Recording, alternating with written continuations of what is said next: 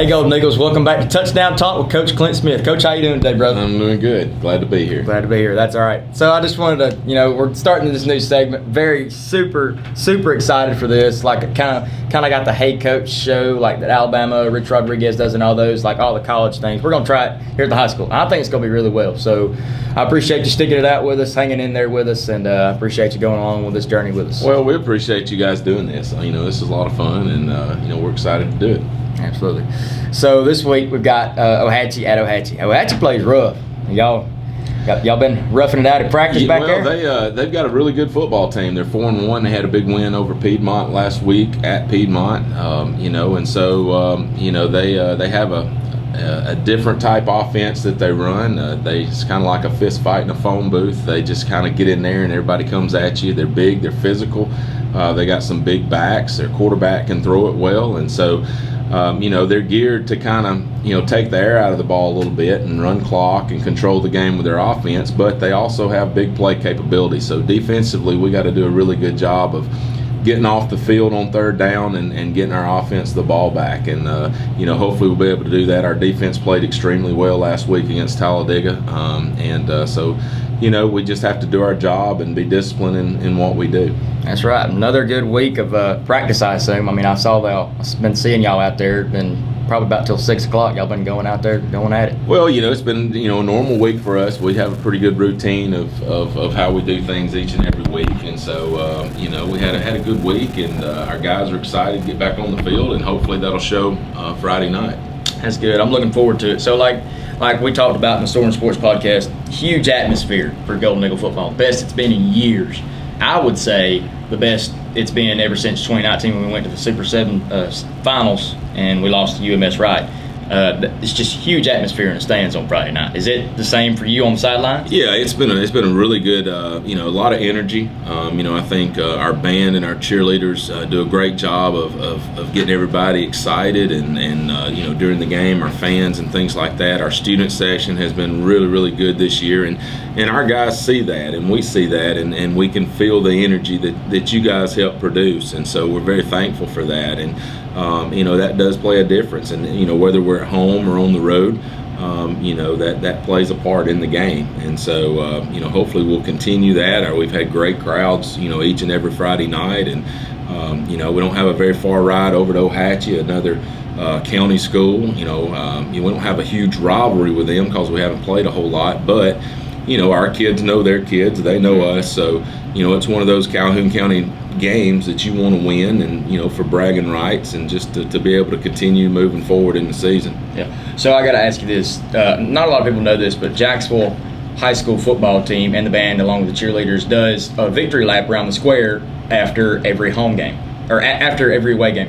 After the win for an away game, whether it's in a charter bus, school bus, anything. Every trailer, everybody in the community comes out. What is your atmosphere on that? Because I assume you're on the first bus.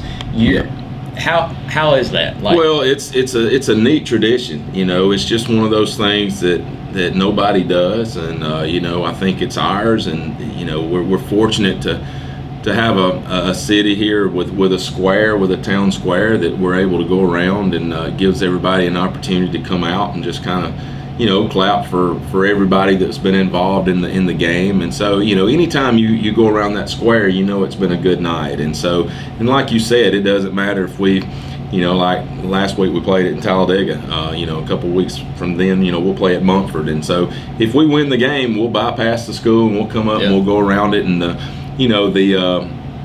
police escort and all the things, the sirens, it's just a neat thing, and it's ours, and I think we can take pride in that. And it's just something that's very exciting, and it's just a great memory for everyone involved. And these guys that after they graduate, I'm sure that'll be one of the fun things that they remembered. And so anytime you hear sirens and you see buses going around that square, it's been a good night. That's good. I do want to ask you a question. This is something funny I thought of right about my head about fourth period today. Is there a funny memory on the sidelines that you remember throughout your Jacksonville high school career? Well, I don't know if it's a funny memory, but I guess it was probably about 2014 or 15. We were playing at Cherokee County, and and we had caused a fumble, and the guy picked it up, and I took off running down the sideline. Well, when I did, it felt like somebody had kicked me in the back of the shin, okay, in the back of the calf, and come to find out, I tore my calf muscle, and I got lightheaded, and I was like, golly, I've done something, but it was funny because, that was kind of in the third or fourth quarter when that happened, and we had to go in, and our trainers always normally are tending to the kids, and they were over there wrapping my leg up in ice, and I had to ride the bus home with ice on my leg, and it stayed swelled up for a couple of weeks. But I don't know about a funny memory, but that was one that definitely sticks out in my mind. And so I got a little too excited, and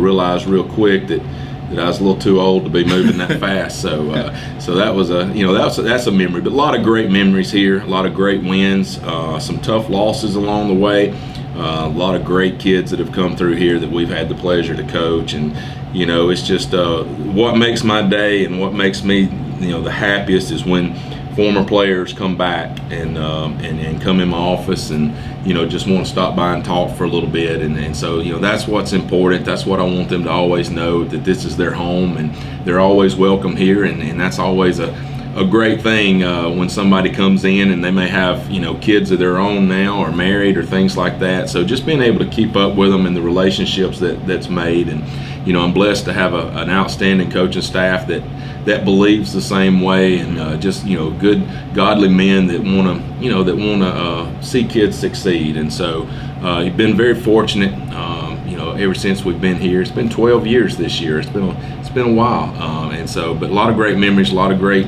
administration and faculty and students, players, coaches, community. I think this community has really came a long way in 12 years, and I think that we love our football on Friday nights, and it shows when we go to away games and we have just as many, if not more, than the home team.